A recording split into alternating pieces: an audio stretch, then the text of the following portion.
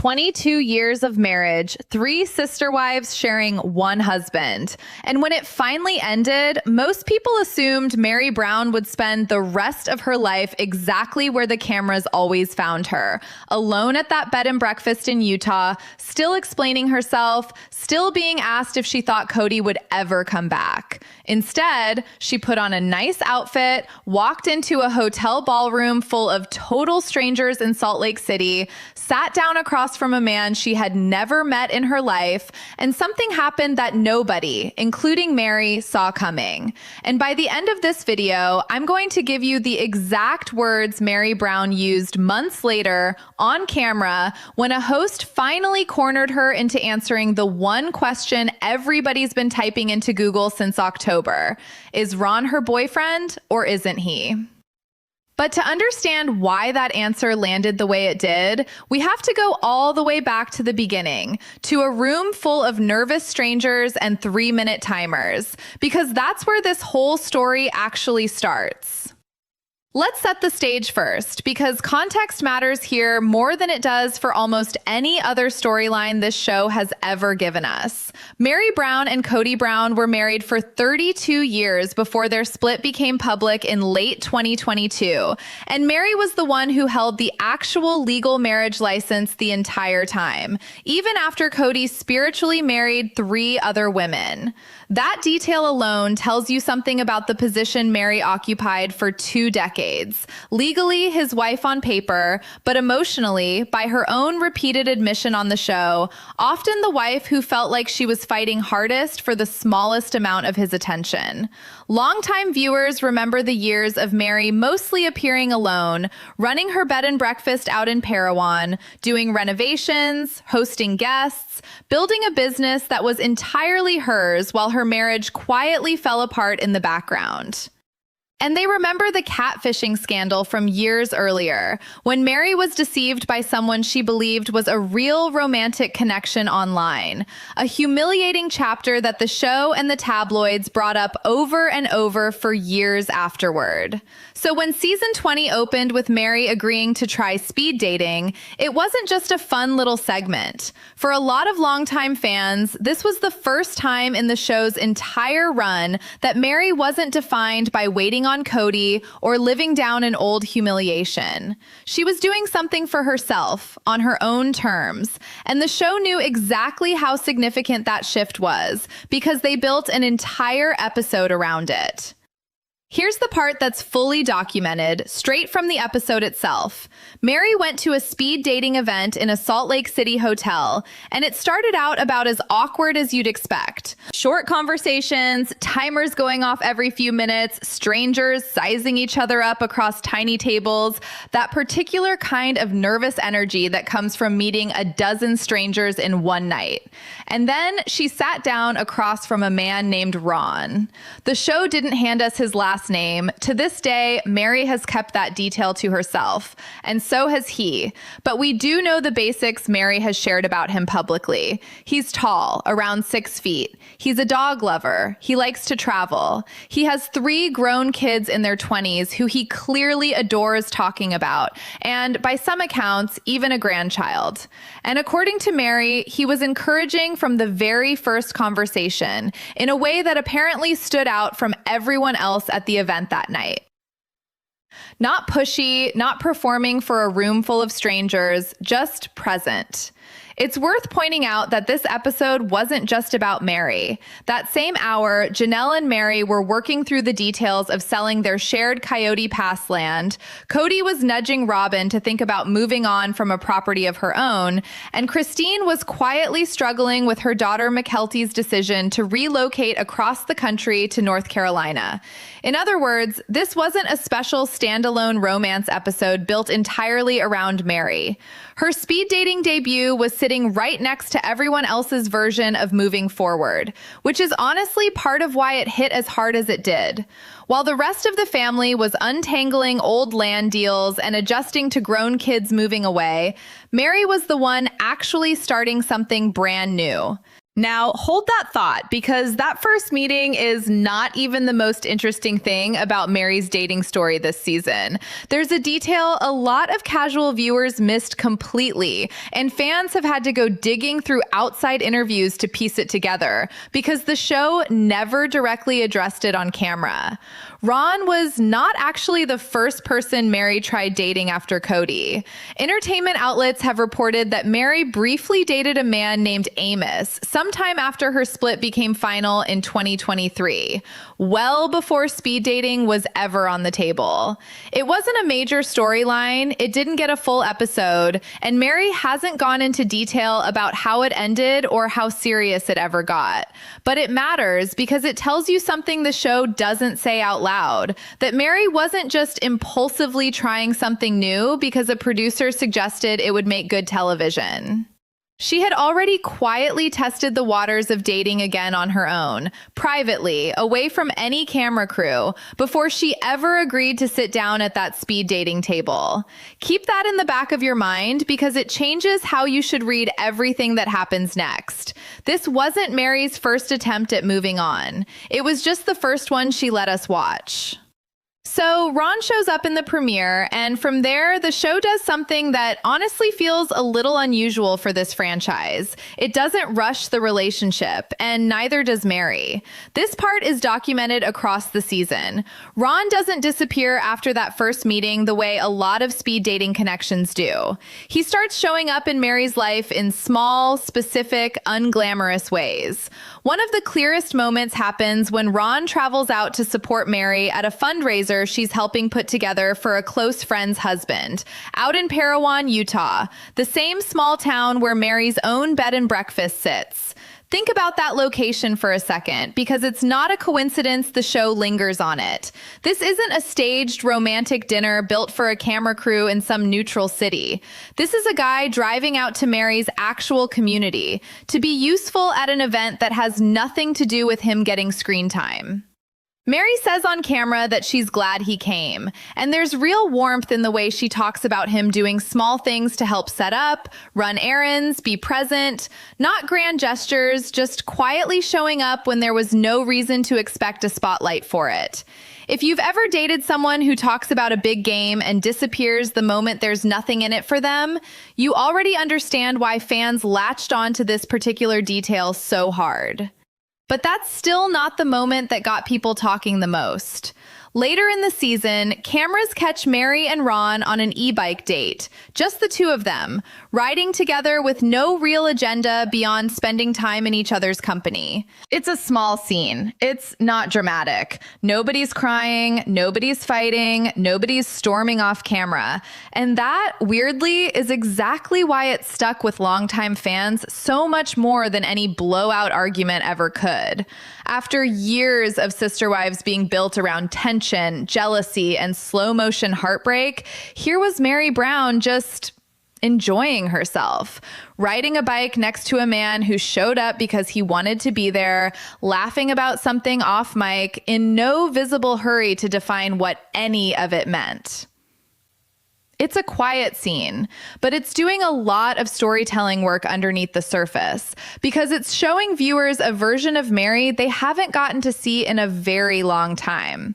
Relaxed, a little playful, and for once, not performing sadness or resilience for anybody watching. Now, here's where fans on Reddit and in comment sections genuinely start to disagree with each other. And I want to be upfront that this next part is speculation, not confirmed fact. Some fans think Ron is deliberately being kept at arm's length by both the show and by Meri herself, because the last time Meri got attached to something that looked like love in front of an audience, it collapsed in the most public, humiliating way imaginable with the catfishing scandal.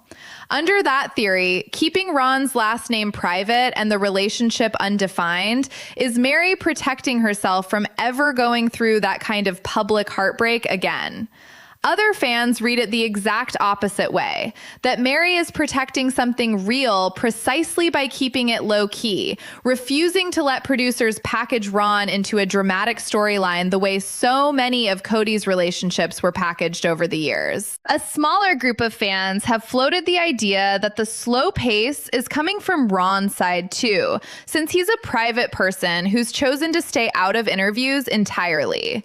Nobody has confirmed any of these theories, including Meri. What we do know for certain is that as the season went on, the show kept circling back to the exact same unanswered question over and over, almost like a drumbeat underneath every episode. What actually is this? And there's one more thread worth pulling on before we get to the tell-all, because it explains why this particular season felt like such a turning point for Meri specifically, beyond just the Ron storyline.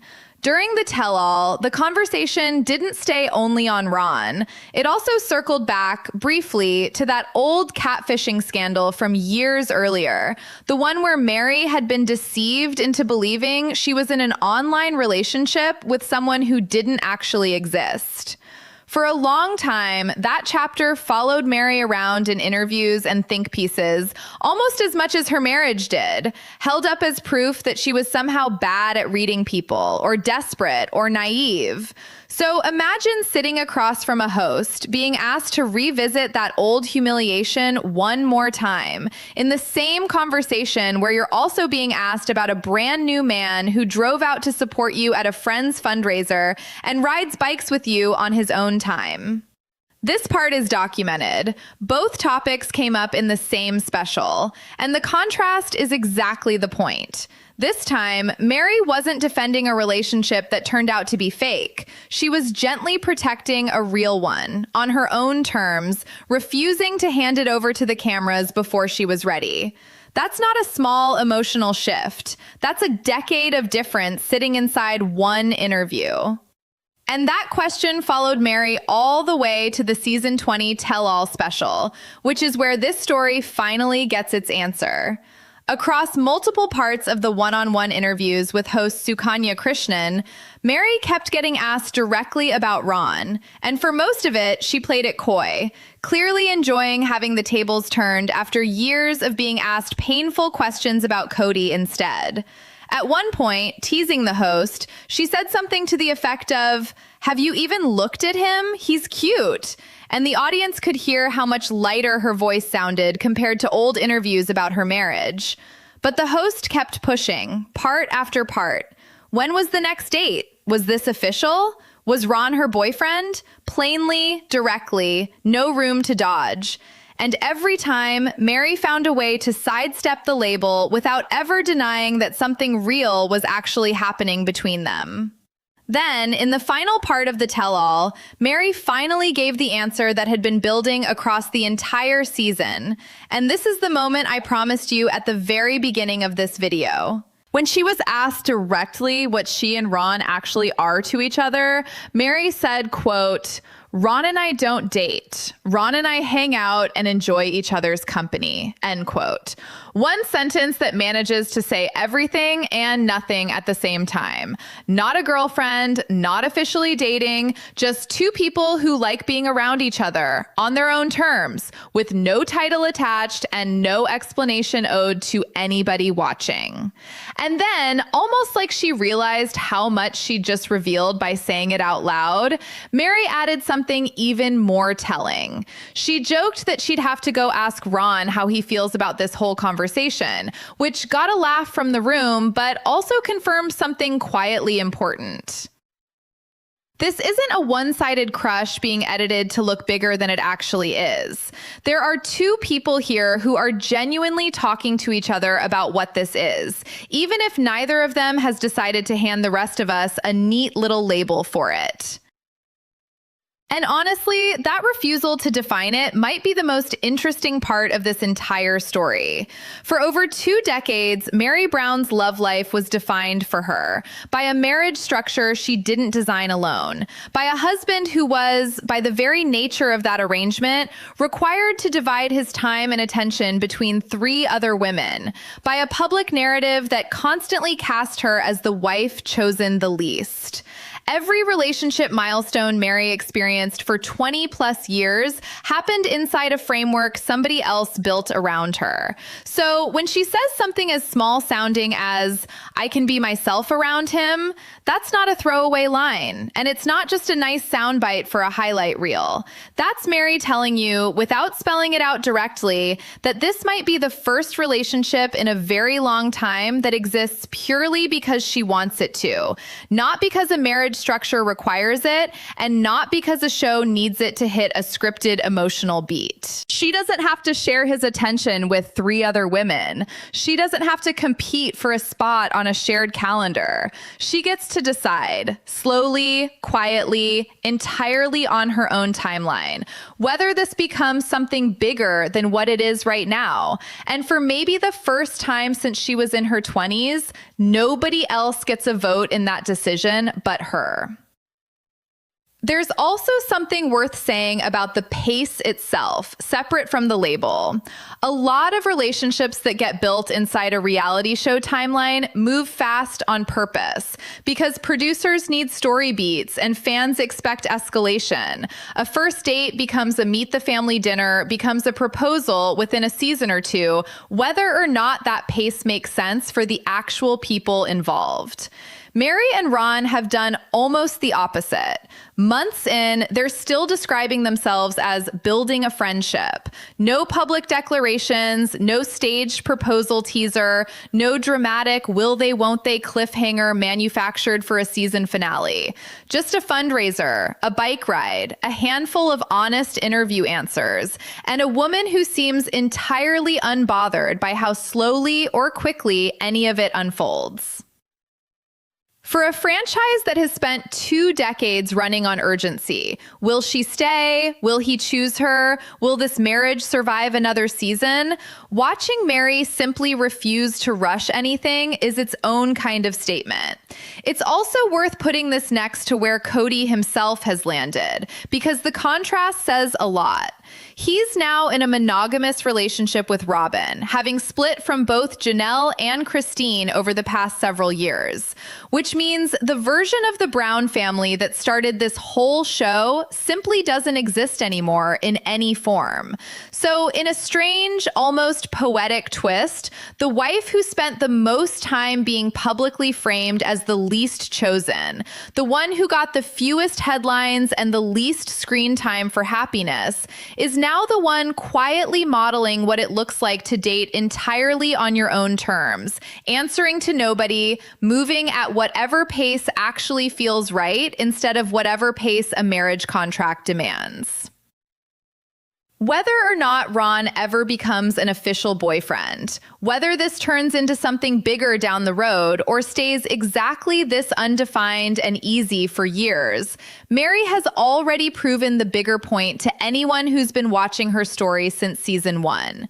She didn't need Kody or the structure of that old marriage or anyone's permission to go build something that makes her happy. She built it herself at a speed dating event at 54 years old, after most of the audience had quietly assumed her story was basically finished. So here's where I want to leave this with you, because I think it's genuinely a fair question, and I'm curious where you personally land on it. Does Meri Brown deserve exactly this? A quiet, low drama, undefined relationship built entirely on her own terms? Or do you think something changes once the cameras eventually stop rolling and the pressure of a TV storyline disappears completely? Drop your honest take in the comments, because I read every single one of them, and this is exactly the kind of split opinion topic where this fan base never fully agrees. If you want more of these deep dives into what's actually confirmed versus what's just fan speculation across sister wives, make sure you're subscribed because there is a lot more of this story still to come.